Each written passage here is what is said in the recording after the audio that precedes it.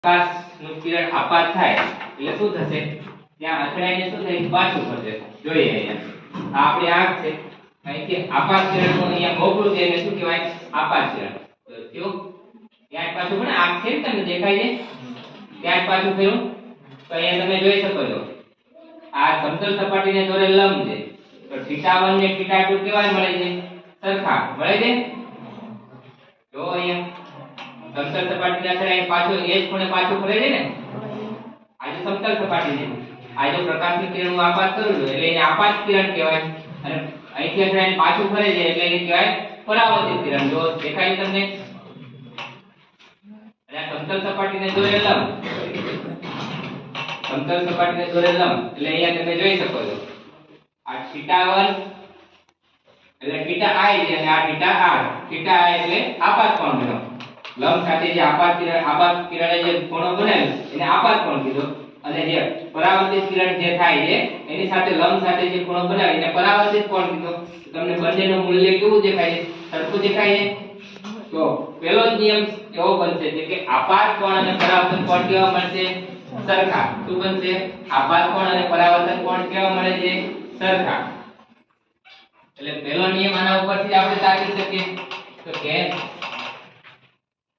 આપાત કોણ બરાબર એટલે કે θi બરાબર પરાવર્તિત કોણ એટલે કે θr. પહેલો નિયમ આના ઉપરથી આપણે ભણ્યા. બીજો નિયમ એવો ભણ્યા છે તો કે આ તમે જોઈ શકો છો આમાં જે આપાત કિરણ કર્યું એટલે આપાત કિરણ એ આ એક સમતલ ધારેલું ધારેલો સમતલ, એ સમતલમાં મેં આપાત કિરણ નાખ્યું, અહીંથી પરાવર્તિત કિરણ મળ્યું, અને આ સમતલ સપાટીને દોરેલ લંબ એ ક્યાં દેખાય છે? એક જ સમતલમાં દેખાય છે તમને કે આ બીજા સમતલમાં છે, આ એક જ સમતલમાં છે. એટલે બીજો નિયમ એવો બનશે કે આપાત કિરણ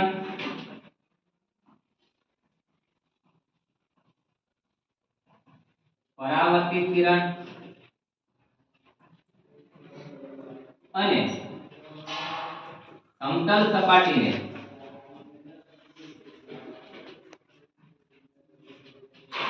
દોરેલ લંબ એક જ સમતલમાં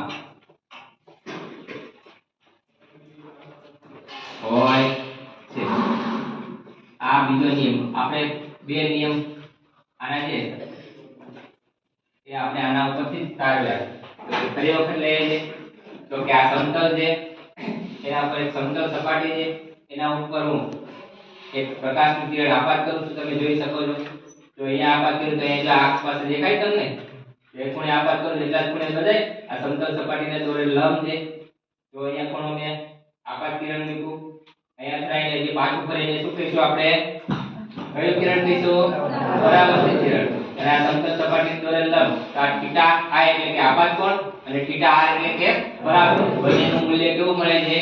સરખું સમાન મળશે. પેલું બીજું આપણે આપાત કિરણ એટલે મેં જોયા આપાત કિરણ દાખલ કર્યું બરાબર છે. પછી મળે છે પરાવર્તિત કિરણ અને સમતલ સપાટી દોરેલ લંબ એ કયા સમતલ? આ એક જ સમતલમાં છે ને.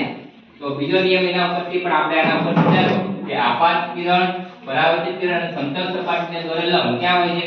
એક જ સમતલમાં હોય છે. ક્લિયર? આ હતું પ્રકાશનું પરાવર્તન અને તેના નિયમો. બરાબર.